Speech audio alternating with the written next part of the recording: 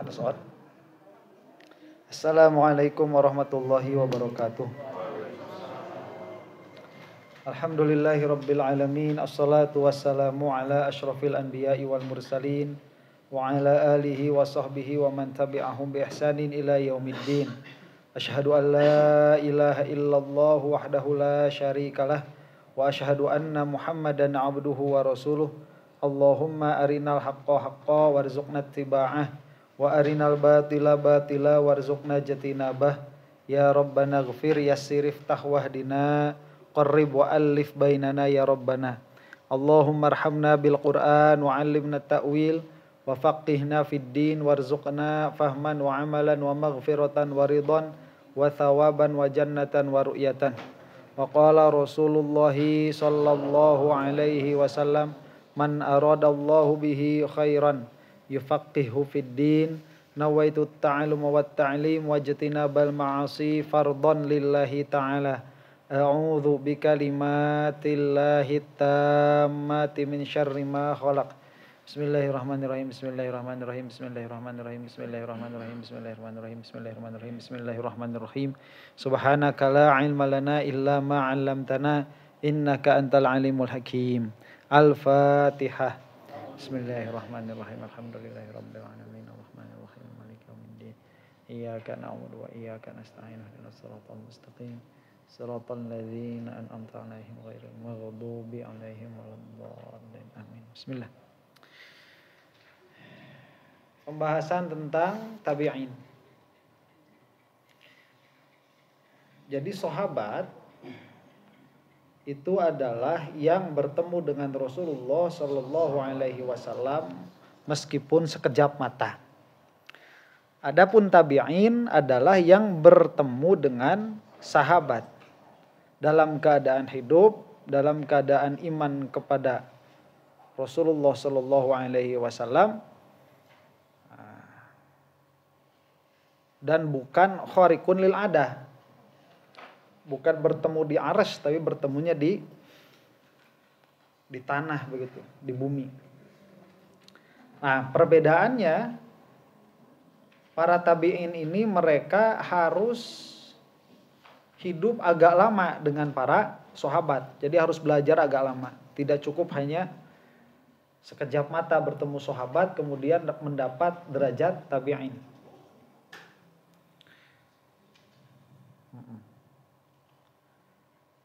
Siapakah tabi'in yang paling afdol? Wah, ini masyhur. Yang paling sahih, malah ini pendapat yang benar, adalah perkataan ahlu Kufah. Dia adalah Uwais bin Amir bin Wa'ilah al-Laythi al-Qarni min Bani Qoran. Beliau itu dari Bani Qoran. Karena ada hadis dari Nabi Muhammad sallallahu alaihi wasallam, inna khairat tabi'in rajulun yuqalu lahu Uwaisun, al-hadis. Bahwa sebagus-bagusnya tabi'in adalah laki-laki yang bernama atau yang dipanggil dia itu Uwais. Wa fadlan nisa at-tabi'in Hafsah bintu Sirin wahdaha. Dan perempuan tabi'iyat, tabi'in itu ya, yang perempuannya disebut tabi'iyat, itu Hafsah binti Sirin. Hafsah binti Sirin.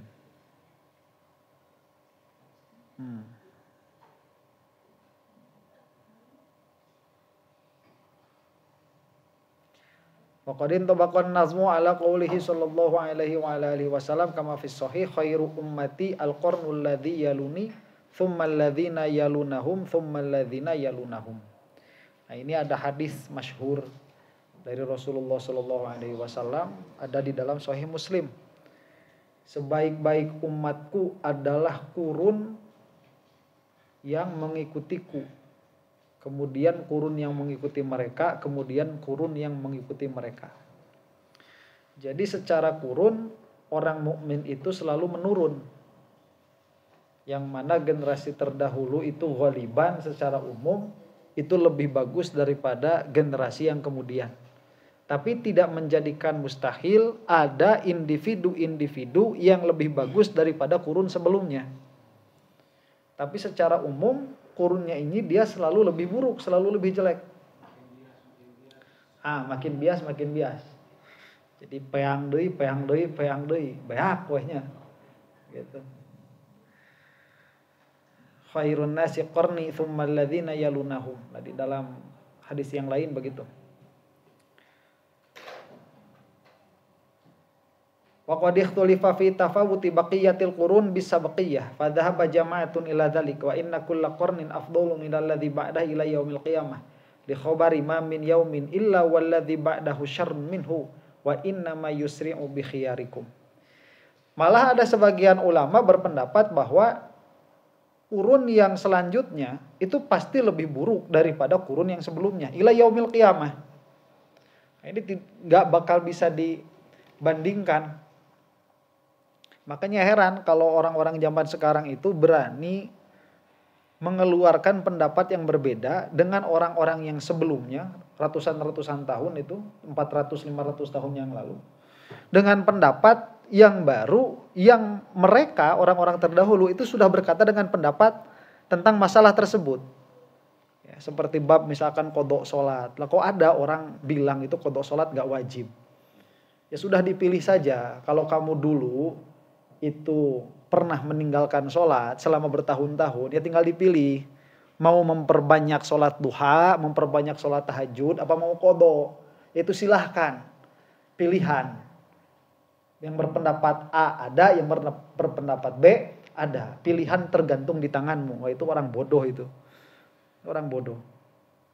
Nggak ngerti, nggak paham. Nggak paham usul fikih. Baca ya baca, paham nggak? Walladzi dhahaba ilaihil qadi Abul Walid bin Rusdi al-Maliki annama ba'dal quruni thalathah sawa'un la maziyata li ahadiha al-akhar ani min haitsu as-sabqiyah wallahu a'lam. Wa amma az-zawjatu syarifatu radhiyallahu anhunna fa afdaluhunna Khadijah wa Aisyah radhiyallahu taala anhuma. Adapun istri-istrinya Rasulullah sallallahu alaihi wasallam yang mulia radhiyallahu taala anhunna, maka yang paling afdol dari mereka itu adalah Siti Khadijah dan Siti Aisyah. Dan di dalam keafdoliyahan di antara keduanya itu ada khilaf. Jadi jika ditanyakan siapa istri Rasulullah Shallallahu Alaihi Wasallam yang paling mulia, itu jawabannya ada dua kemungkinannya. Satu Siti Khadijah, dua Siti Aisyah. Kemudian ditanyakan lagi, saya bertanya yang paling afdol, ini yang paling afdol mana? Imma Siti Khadijah atau Siti Aisyah? Ada khilaf. Yang mana Ibnul Ammad mensohihkan keutamaan Siti Khadijah atas Siti Aisyah. Waqad su'ila al-alamah Ibnu Abi Dawud ayyuhuma afdol? Faqala Aisyah aqra'ahan Nabiyyu sallallahu alaihi wasallam min Jibril as-salam. Wa Khadijah aqra'aha Jibril min Rabbiha azza wa jalla assalam ala lisanihi sallallahu alaihi wasallam fahiya afdal. Ini ada alasannya. Ditanya siapa? Itu Al-Alamah bin Abi Dawud. Manakah di antara Siti Khadijah dan Siti Aisyah ini yang paling afdal? Maka beliau berkata, Aisyah itu dibacakan salam oleh Rasulullah Shallallahu Alaihi Wasallam dari malaikat Jibril. Sedangkan Khadijah membacakan salam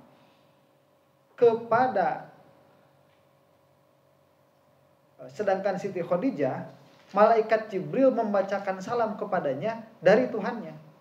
Maka Siti Khadijah lah yang paling afdal. Qila lahu faman afdalu Khadijah Fatimah faqala inna Rasulullah sallallahu alaihi wasallam qala Fatimatun bad'atun minni. Kemudian ditanya lagi, lah siapa yang paling mulia atulah mungkin itu mah. Kemudian mengucapkan hadis Rasulullah sallallahu alaihi wasallam, Fatimah itu adalah anggota tubuhku. Jadi akhirnya tetap ada khilaf, ada yang mengatakan itu Siti Khadijah, ada yang mengatakan itu Siti Aisyah. Wa alaihi fahiya afdalu aidan min Aisyah radhiyallahu anhunna. Wa qad su'ila al-Imam Subki an dzalika faqala alladzina ikhtaruhu wa nudinu Allah ta'ala wa nudayyinu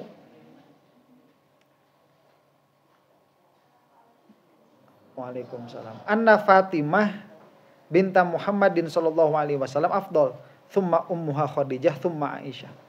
Malah Imam As-Subki itu beliau berkatanya lain lagi. Yang lebih utama itu Siti Fatimah. Kemudian ibunya yaitu Siti Khadijah. Kemudian Siti Aisyah.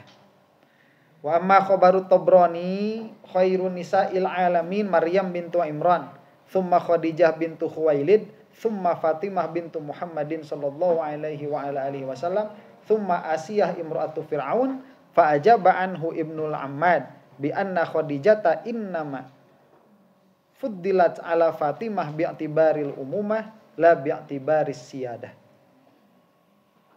Ada hadis, sebaik-baiknya perempuan di alam itu adalah Maryam binti Imran, kemudian Khadijah binti Khuwailid, kemudian Fatimah binti Muhammad, kemudian Asiyah yaitu istrinya Fir'aun. Nah ini udahlah. Nah ini ada nih. Walladzi ikhtarahul an annal afdaliyata mahmulatan ala ahwalin. Nah kalau kita mau melihat dari ahwal, ini ahwalnya berbeda-beda. Fa Aisyatu afdaluhunna min haitsul ilmu. Siti Aisyah itu yang paling afdol dari segi ilmu. Wa Khadijah min haitsu taqaddumuha wa i'anatuha lahu sallallahu alaihi wa ala alihi wasallam fil muhimmat. Sedangkan Siti Khadijah itu beliau yang paling afdol dilihat dari segi menolongnya kepada Nabi Muhammad sallallahu alaihi wa ala alihi wasallam pada keadaan yang beliau sangat membutuhkan. Sedangkan Siti Fatimah min haitsu al-qarabah, dari segi kekerabatan, yang dagingnya, tulangnya langsung daging dan tulangnya Rasulullah, yaitu Siti Fatimah. Wa Maryam min haitsul ikhtilafu fi nubuwwatiha wa dzikruha fil Qur'an ma'al anbiya. Dan Siti Maryam itu dia dihitung perempuan yang paling mulia karena ada orang yang berpendapat Siti Maryam itu nabi. Nggak ada orang yang berpendapat Siti Aisyah nabi, kan nggak ada. Cuman Siti Maryam itu dipandang mulia karena memang ada ikhtilaf apakah Siti Maryam itu nabi atau bukan. Malah disebutkan di dalam Al-Quran bersamaan dengan penyebutan para nabi.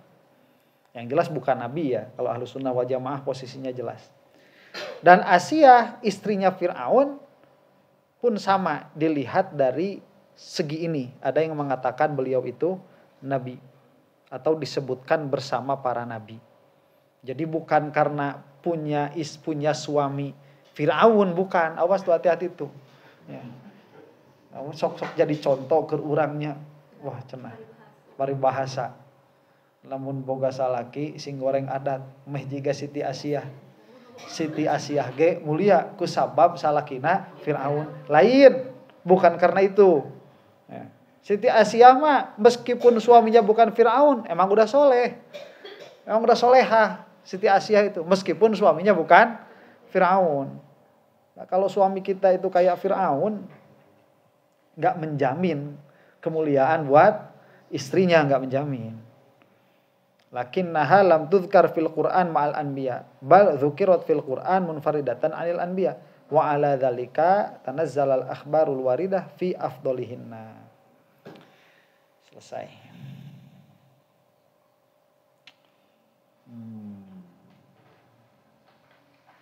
Sudahlah, kita lewat saja. Wa'lam annahu qila binubuwati Maryam binti Imran wa Asiyah imra'atu Fir'aun. Wa hamalna al-matna 'ala al-umumi fil quruni kama asyarna ilaihi fala iskala. Idzil kalamu fi ghairil anbiya lima taqaddama annahu afdalul khalqi ba'da nabiyyina Muhammadin sallallahu alaihi wa alihi wasallam wa alaihim ajma'in. Maryam binti Imran dan Siti Asiyah istrinya Fir'aun itu ada yang berpendapat bahwa mereka berdua itu adalah nabi. Tapi tatkala kita itu tahu bahwa ta'rif nabi itu harus laki-laki, maka jelas mereka berdua ini keluar. Dan ta'rifnya itu kan ta'rif hasil istiqra sebetulnya, bukan hasil mentakrif tahu hakikat. Ya. Jadi sebetulnya itu mengeluarkan dulu Siti Maryam baru dikasih ta'rif. Bukan ta'rif dulu baru tahu begitu. Kita tahu dulu mana yang nabi, mana yang bukan. Nah setelah tahu mana yang nabi baru dibikin ta'rif. Makanya tetap ada khilaf. Wa in qila bisiddiqiyatihima kama huwa sahih alladhi alaihi al-aktsar fala iskala aidan. Ya sudah selesai. Marotibus sahabati, sekarang kita membicarakan martabat para sahabat. Al-khulafaul arba'ah, yaitu para khalifah yang 4. Wa khairuhum man walliyal khilafah wa amruhum fil fadlikal khilafah. Dan yang terbaik dari para sahabat adalah yang mengurus kekhilafahan. Dan kemuliaan mereka itu seperti susunan kekhalifahan mereka. Sahabat banyak, ada 114.000 lebih. Dari 114.000 itu yang paling mulia ya 4 ini. Yang 4 ini mana yang paling mulia? Lihat susunan kekhalifahannya. Maka jelas Sayyidina Abu Bakar itu nomor 1.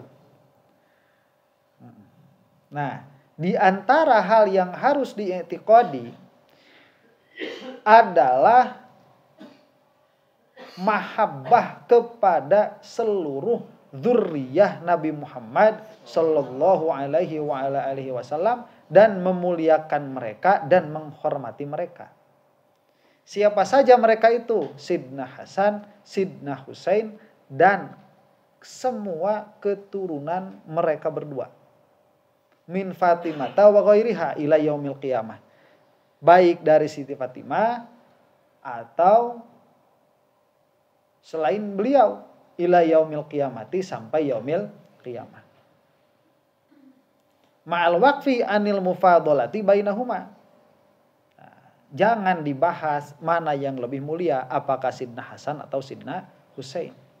Au baina ahadin minas sahabati ghairi man thabata fihimun nafsu mimma asyara lahu biqaulihi.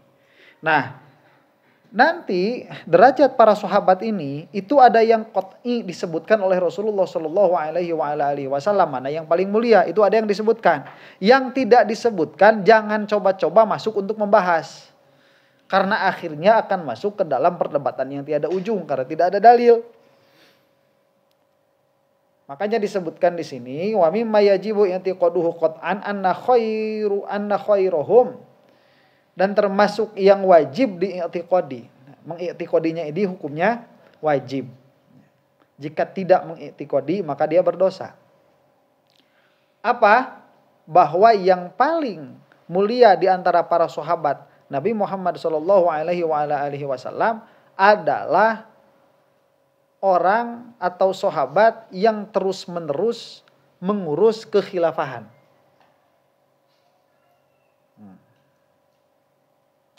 Nah, apa kekhilafahan itu? An-niyabatu anhu sallallahu alaihi wasallam fi iqamatid din wa siyanatil muslimin bihaitsu yajibu ala kafatil ummati al-ittiba'u wa tahrumu alaihimul mukhalafatu wan niza'u.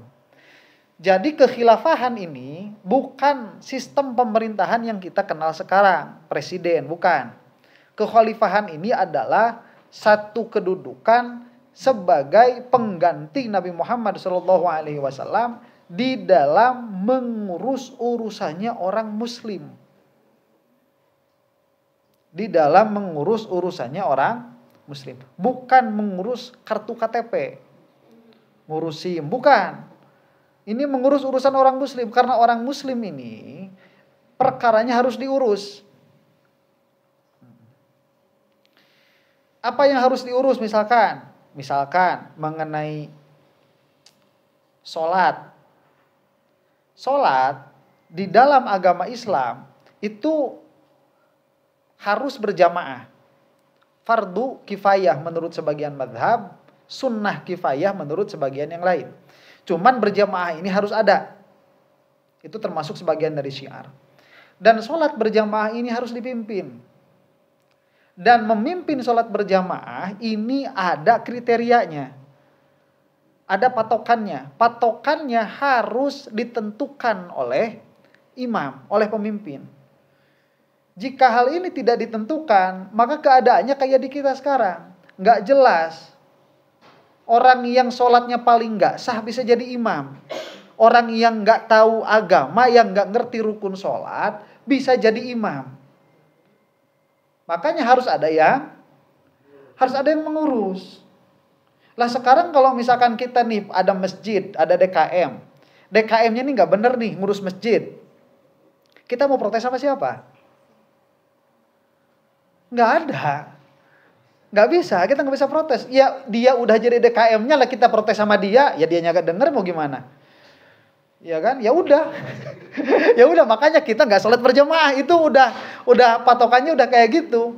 Ada masjid sholatnya nggak bener, ya udah, bukan kita jadi ikut sholatnya nggak bener, kita nggak jadi sholat berjamaah udah. Kalau dulu itu kita bisa mengajukan kepada otoritas tinggi bahwa di masjid ini orang sholatnya ini nggak betul, nggak bener nih, nggak tahu aturan. Ya khalifah, karena memang pada asalnya yang memimpinnya khalifah. Ini kan pernah terjadi di zaman Rasulullah Shallallahu Alaihi Wasallam. Pernah ada sahabat, beliau itu memimpin sholat isya, dan ini bukan dia itu nggak bener, bukan. Sholat isyanya kelamaan. Sholat isyanya kelamaan. Orang baca Al-Baqarah, orang di belakang itu lagi pada ikut sholat, lah dia enak-enak baca Al-Baqarah. Ngadunya ke siapa? Ke Rasulullah. Nah sekarang kita nih masjid anu, sholatnya gak benar, kita ngadu ke siapa? Gak ada. Gak ada. Lah orang kita mau ngadu ke siapa juga, orangnya juga gak punya prioritas, kok gak punya apa? Gak punya otoritas. Buat nggak benar. Jadi orang mukmin itu butuh diatur. Ya. Perlu diatur orang mukmin itu. Aturan-aturan ibadahnya, aturan-aturan bersosialnya itu harus diatur. Dan yang mengatur ini adalah khalifah. Makanya dulu itu sebelum khalifah, ya Rasul sendiri yang mengurus. Jadi jika ada permasalahan tentang agama, ada khilaf, itu pasti kembali kepada khalifah. Dan tatkala Rasulullah Shallallahu Alaihi Wasallam itu wafat, beliau diganti oleh para khalifah, di antaranya Sayyidina Abu Bakar. Apa? Rasul itu khalifatullah. Khalifatullah. Para sahabat ini khalifatur Rasul. Nah, yang mana jika khalifah ini ada, maka orang yang mengaku muslim wajib taat kepada khalifah ini. Makanya kita itu disebut wal jamaah, ahlus sunnah wal jamaah. Maksud wal jamaah itu ya gimana lagi, kita ini Syafi'i misalkan, khalifah kita Maliki, lah terus kita gimana? Ya nggak boleh protes, ikut kebijakan Maliki, kita ikut. Makanya nanti kalau misalkan khalifahnya ini bermadhab satu madhab tertentu, jika mereka bijak, biasanya dalam hal masjid itu dibedakan. Ini Syafi'i, ini Maliki, ini Hanafi. Malah di Mekah itu pernah kejadian 4 madhab itu sholat berjamaah bareng. Imamnya 4, tiap rukun itu 1 imam. Masing-masing. Ya udah, ini Syafi'i di sini, ya Maliki di sini, ya Hanafi di sini, ya Hambali di sini. Enggak ada masalah. Itu pernah terjadi seperti itu. Karena kalau memang misalkan bijak, tapi ada beberapa perkara yang secara pemerintahan nggak bisa campur madhab. Ya udah, kita harus ikut dalam hal pemerintahan ini. Misalkan dalam hal apa? Misalkan dalam hal qatlul mukroh, ya, membunuh orang yang terpaksa. Lah ini kan nanti hubungan antara Maliki dan Syafi'i beda, ya. Atau misalkan tatkala hamba sahaya ini dibunuh, yang membunuhnya harus apa? Apa dikisos? Apa dia itu bayar diat? Lah kalau misalkan Maliki berkata ini harus dikisos, ya sudah, kita Syafi'i, kita harus tunduk, ya udah dikisos. Nggak bisa satu-satu loh pemerintahnya itu ngambil Maliki, nggak gini. Oh ini kan salah nih dikisos, harusnya bayar diat. Kita memberontak, nggak boleh memberontak, harus diikuti. Lah itu khalifah. Sekarang nggak ada khalifahnya.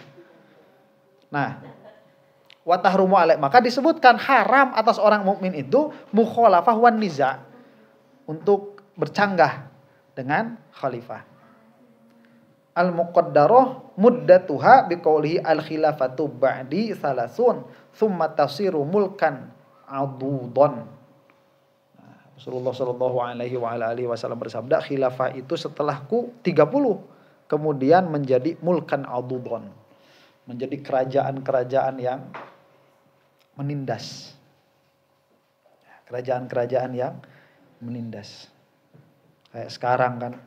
Sekarang itu seperti itu. Orang-orang punya jabatan itu bukan dipakai untuk melayani, tapi dipakai untuk menindas. Nah, kemarin ada yang ditanya, nggak tahu menteri, nggak tahu apa nih. Pak, bagaimana ini solusinya? Bayar sekolah mahal. Bilangnya gini, pinjol masih banyak. Ya, pinjol masih banyak. Itu kementerian tuh ditanya tuh. Cik orang beure kada hargusnya isia tuh naon ade gawe rek kitu mah. Ya. Jadi rek jadi naon? Kita itu sekarang sedang di dalam ambang batas kepedulian kemanusiaan. Orang manusia itu sudah tidak peduli. Yang dipedulikannya itu keinginannya. Kalau saya punya keinginan, kesampaian, alhamdulillah. Nggak kesampaian, innalillahi wa inna ilaihi raji'un. Itu udah dalam titik akhir. Fakalamul musannif rahimahullah hina idzin sorihun fi anna la immatal arba'ah afdalus sahabah li anna hadhil muddah kanat dawra khilafatihim. Faqad jazama ba'dul huffaz bi anna khilafata sayyidina Abi Bakrin radhiyallahu ta'ala anhu kanat sanataini wa khamsah ashhar. Saudara ini lewat sajalah. Jadi khilafahnya Sidna Abu Bakar berapa tahun? 2 tahun. Khilafahnya Sidna Umar berapa tahun? Itu 10 tahun dan 5 bulan. 10 tahun, 5 bulan, 21 hari. Sidna Utsman 12 tahun. 12 tahun kurang 6 malam.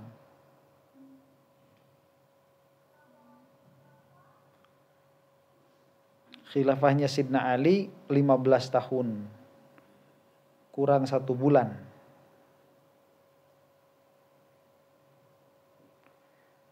Kekhilafahannya Sidna Hasan 7 bulan.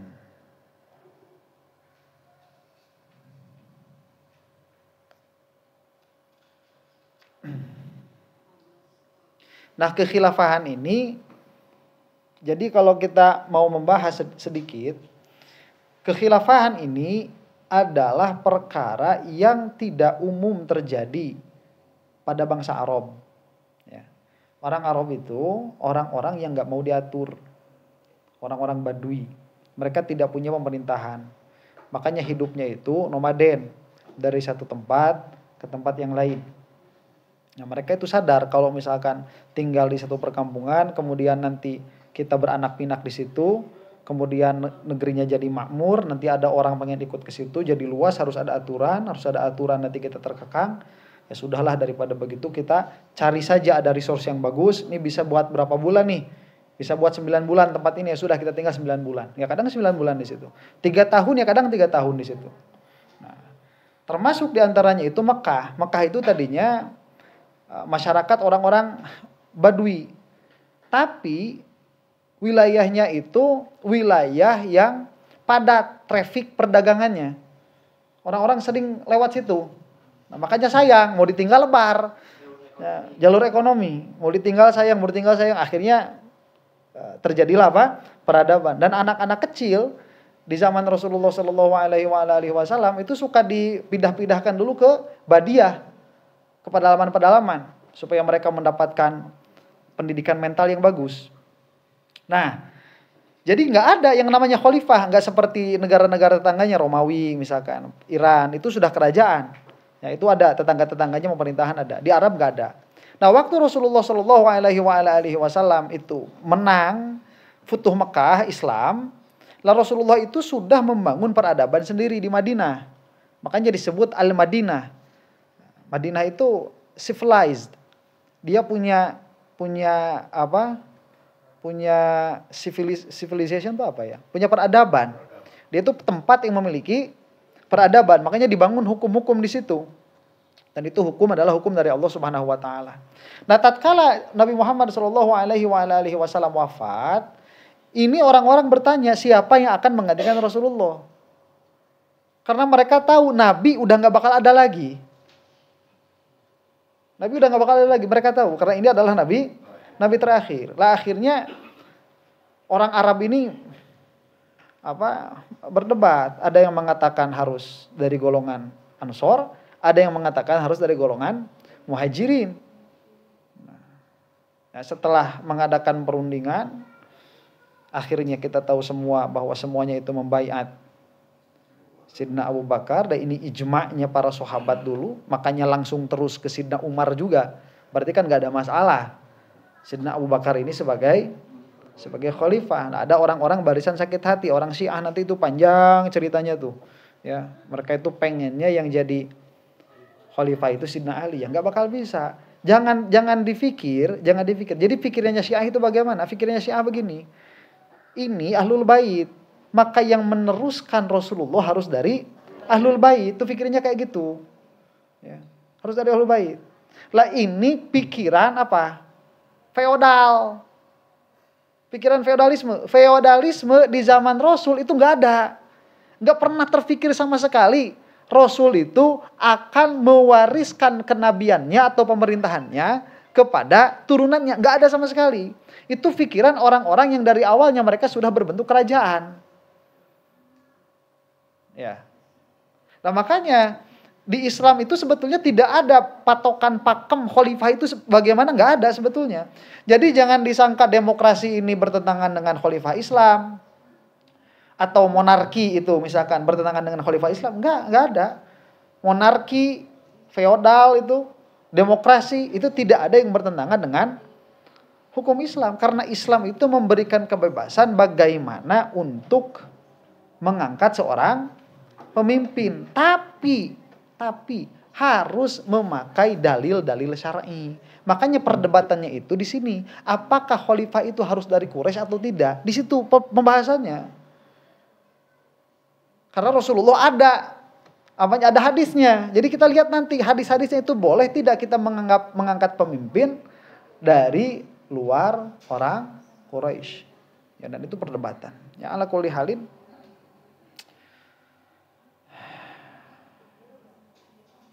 Apa pertanyaan? Enggak ada. Wa inda Ibni Sa'din faqad ulima minan nazam ar-raddu 'ala al-Khattabiyah.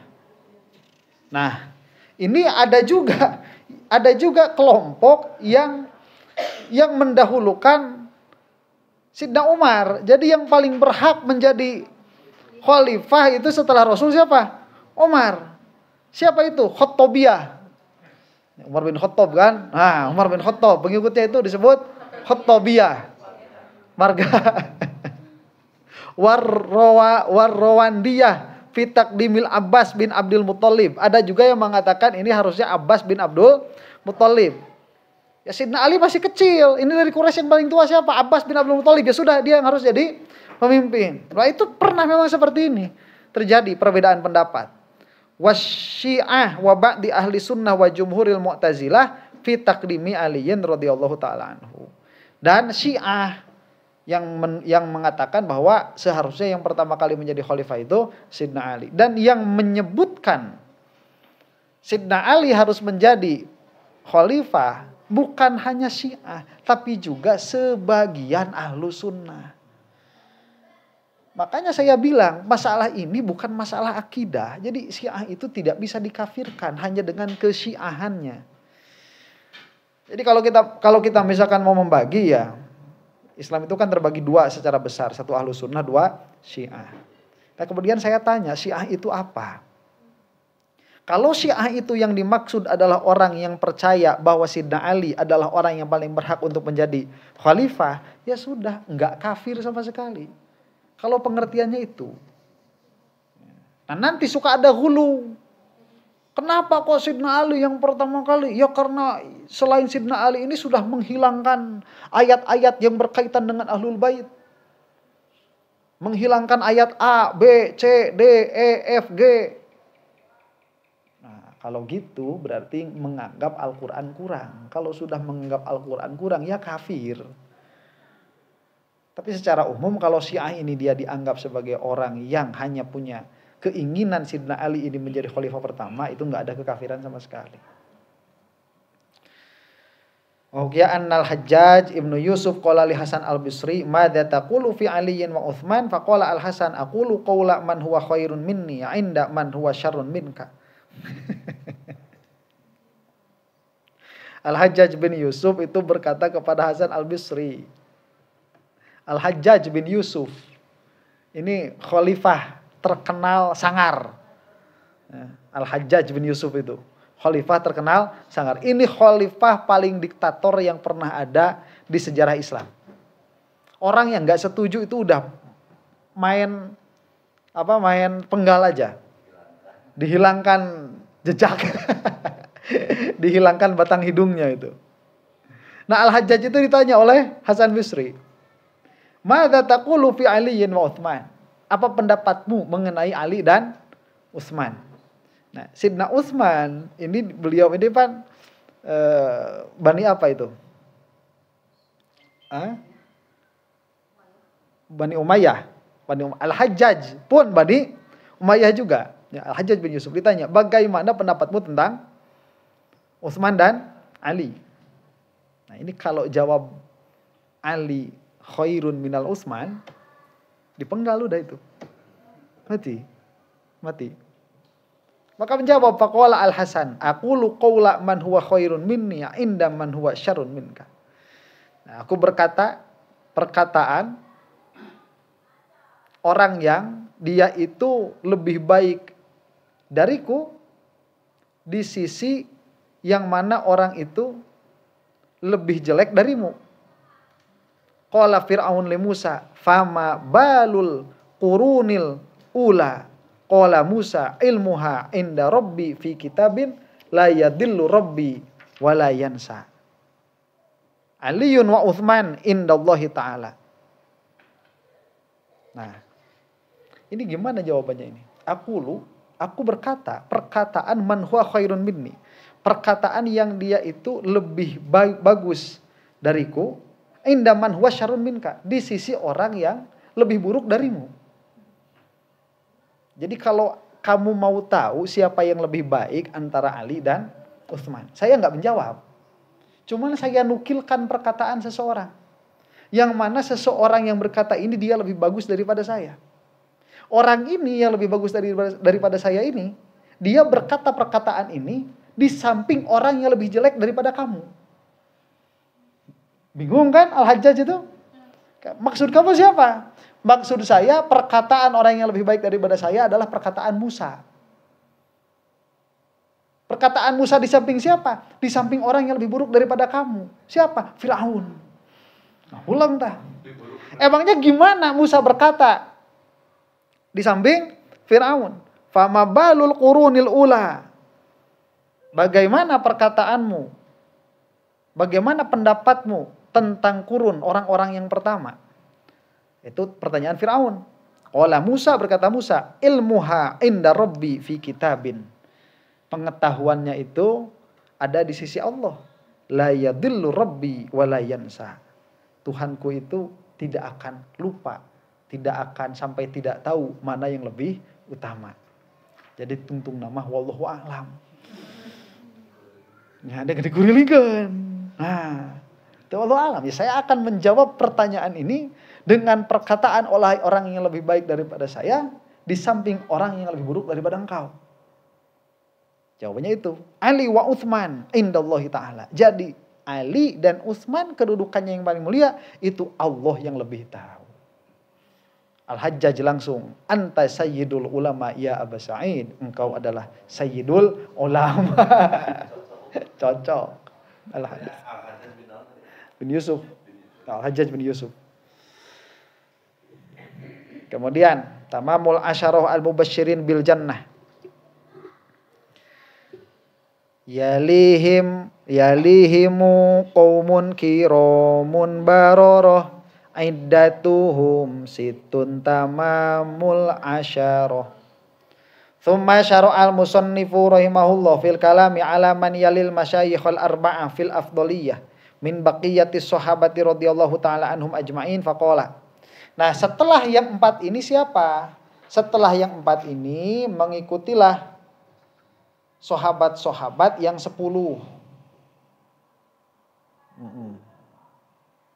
Yang 10 itu maksudnya ditambah yang 4 tadi, jadi 6.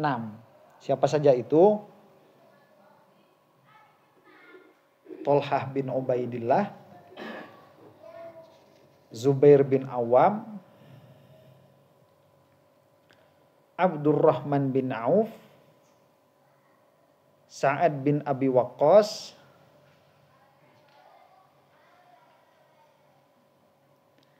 Sa'id bin Zaid,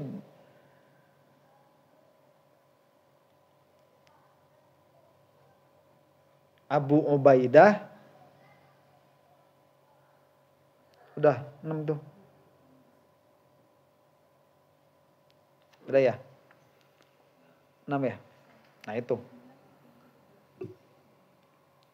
Nah ini terkenal. Jadi setelah yang 4 tambah lagi yang 6. Yes, ini 10 sahabat yang dikabarkan masuk surga. Ahlu ghazwati Badrin, fa ahlu Badrin al-azimisyan. Kemudian siapa? Kemudian ahli Badar. Kemudian ahli Badar.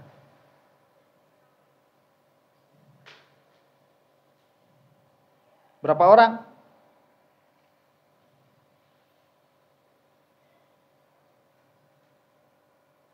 317 di sini. 317.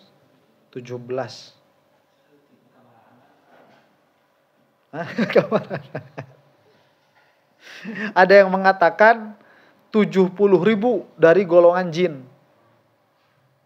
3.000 dari golongan malaikat.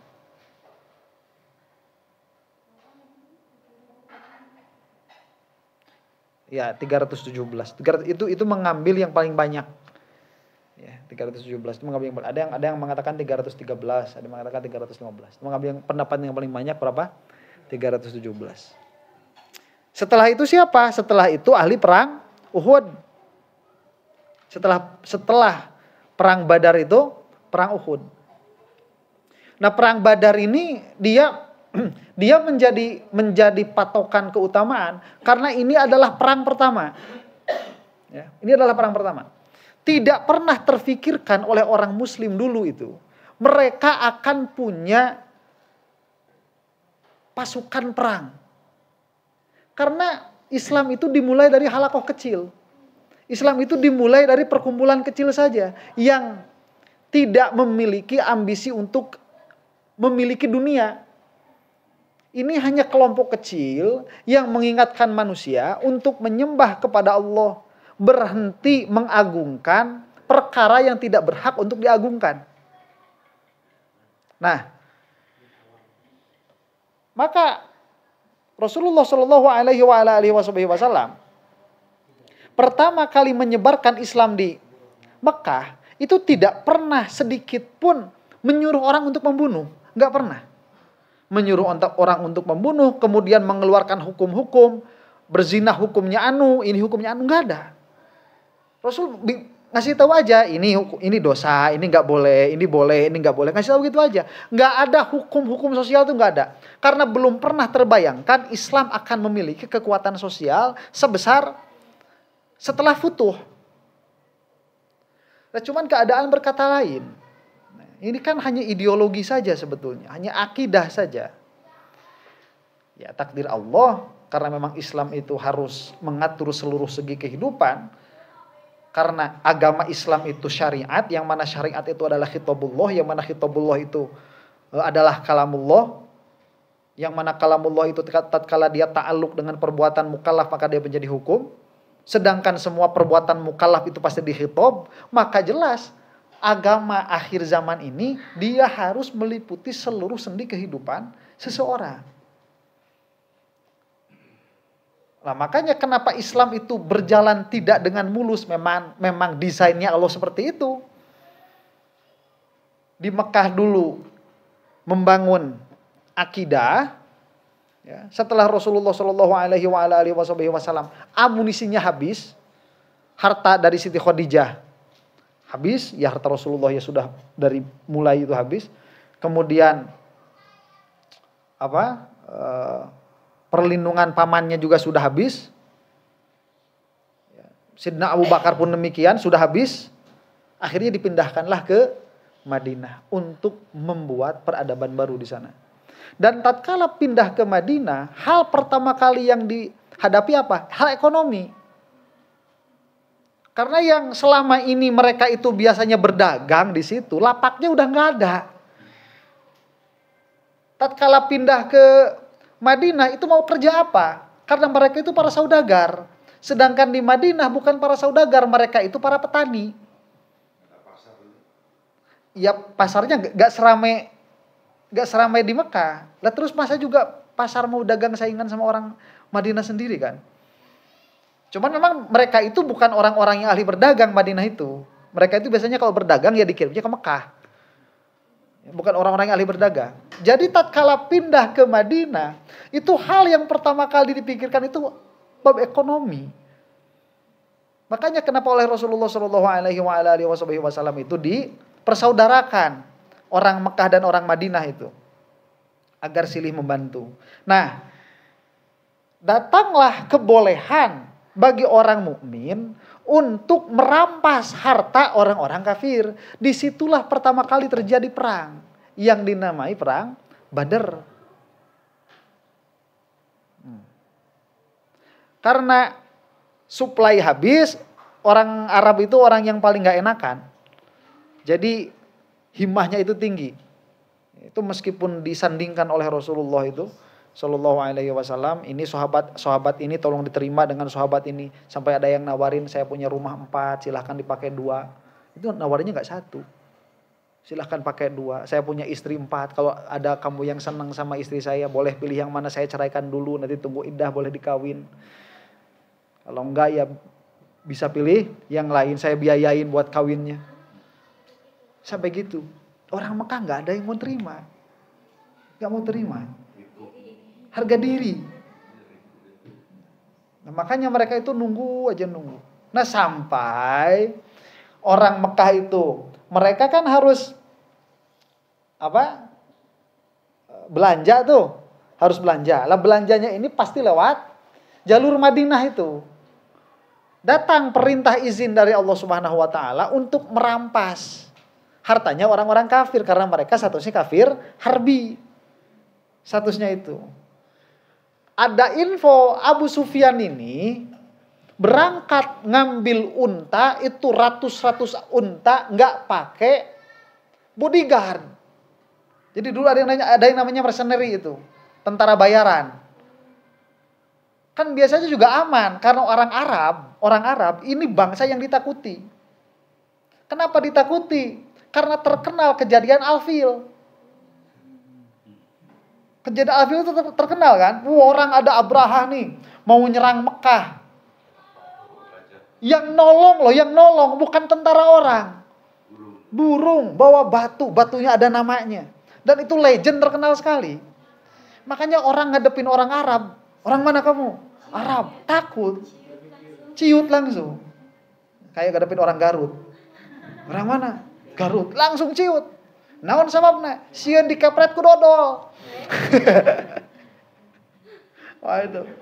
Nah, makanya ada di dalam Al-Quran itu kan li'ilafi Quraisy. Li'ilafi Quraisy itu sambungannya dengan Al-Fil sebelumnya itu. Nah, biasanya memang gak ada apa-apa. Orang Arab itu orang yang paling anti dijarah. Makanya Abu Sufyan itu mau bayangin ya, ini udah lama sekali nggak dapat pemasukan, Oh, giliran tiba-tiba Abu Sufyan bawa pasokan belanja buat satu Mekah tanpa bodyguard. Wah, objekan nih. Ya, akhirnya kan berangkatlah 317 orang ini. Ya, berangkatlah mereka itu tanpa persiapan perang. Memang nggak mau perang. Memang tadinya bukan mau perang, mau merampas. Cuman di tengah jalan, tatkala mau merampas, Abu Sufyan ini udah ketahuan duluan. Wah, Muhammad nih udah ngutus pasukan mau ngerampok. Akhirnya dia jalan lewat pinggir. Jadi ini nyusul kan ke Abu Sufyan terus lewat pinggir terus. Sambil dia ngutus orang berkuda ke Mekah. Kasih tahu ke orang Mekah, kita diserang sama gerombolannya Muhammad. Wah, lari naik kuda tuh. Sampai di Mekah, langsung orang Mekah 1000 orang pasukan lengkap. Emang mau perang niatnya. Kagok, hayo 1000 orang di Mekah. Itu terus. Akhirnya kan Abu Sufyan terus mepet ke laut. Orang Mekah ini terus mepet ke sini kan. Lah akhirnya pas-pasan. Satu waktu itu pas-pasan. Ini mau mana nih? Mau lawan pasukan Mekah apa mau lawan fokus ke Abu Sufyan? Wah, mulai ramai di situ. Ya akhirnya yang milih mana? Milih perang. Pak Haji nu milih Abu Sufyan. Akhirnya milih perang. Milih perang itu. Nah makanya yang tetap berangkat ikut ini orang-orang yang udah mati semua. Orang-orang yang sudah tidak memiliki kecintaan duniawiyah. Lah kok sekarang masih hidup nyada salamet atau rek kumaha deui? Takdirna salamet. Padahal pas waktu mau berangkat itu tahu ini lawan 1000, yang mana 1000 ini siap untuk berperang. Lah kita ini siapnya untuk merampok. Bukan siap untuk berperang, siap untuk merampok. Ya, itu merampok yang halal. Itu merampok yang halal itu. Kok ada merampok yang halal? Ya ada itu. Merampok seperti itu halal. Kan kena kupasal ya nama. Nah, setelah itu ala qoli halin menanglah kan siapa? Muslim itu ya ceritanya masyhur menang. Setelah menang, lah akhirnya kan si orang-orang musyrikin ini sakit hati karena orang-orang yang terbunuh di Badar itu orang-orang besarnya. Inohongnya itu yang besar-besar, yang gendut-gendut kita juga Pak Haji. Yang gede-gede aja itu. Aja deh. Itu yang mau balas dendam, perjanjianlah perang yang kedua, yang terjadi kedua kali. Itu perangnya perang Uhud. Ya, kalau perang itu banyak, cuman yang jadi clash-nya itu diantaranya Uhud ini. Makanya setelah Ahlul Badar, Ahlul Uhud. Setelah itu siapa? Ahlu Bai'atir Ridwan.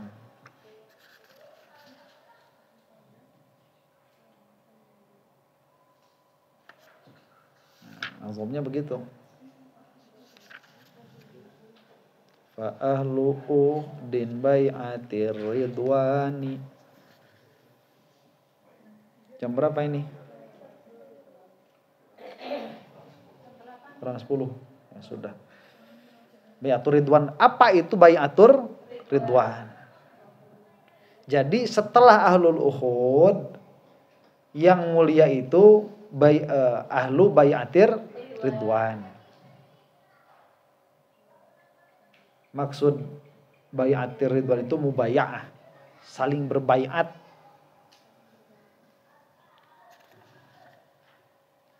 Berapa orang? 1400 orang.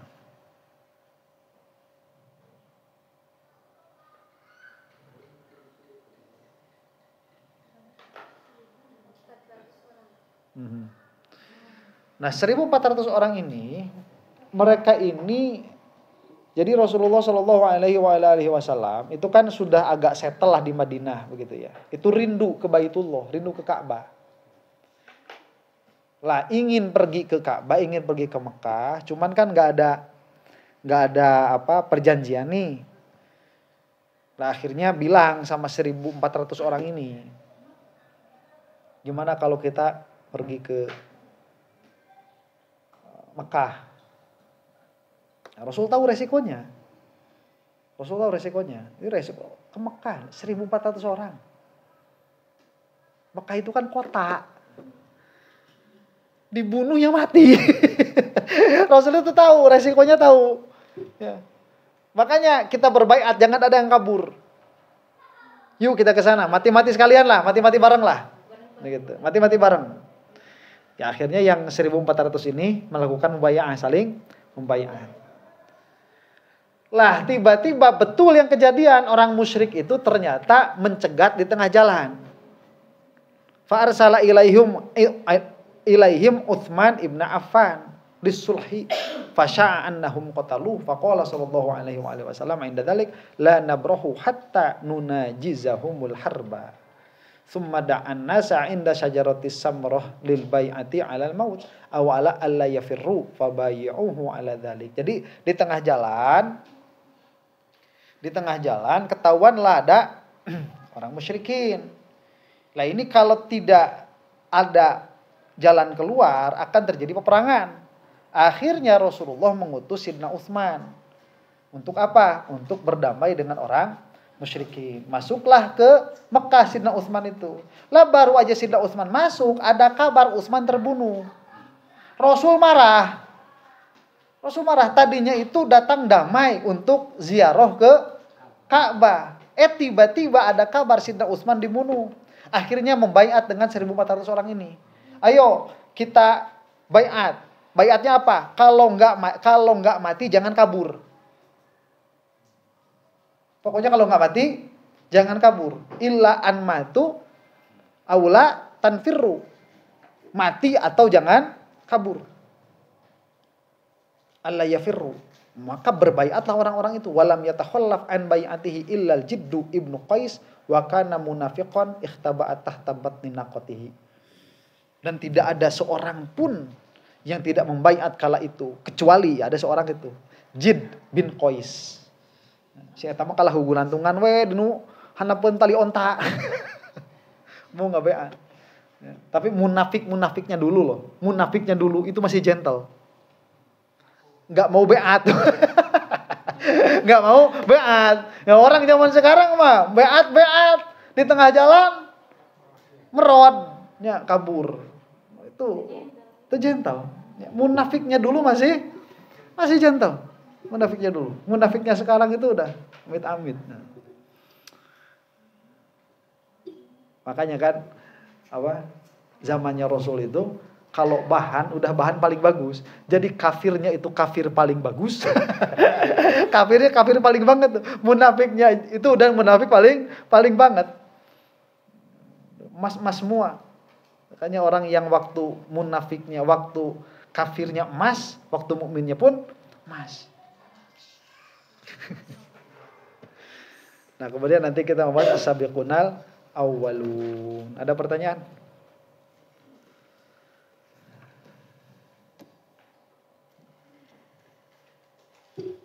Ada ya? Sudah. Nah, rehat sejenak. Alhamdulillahirabbil alamin.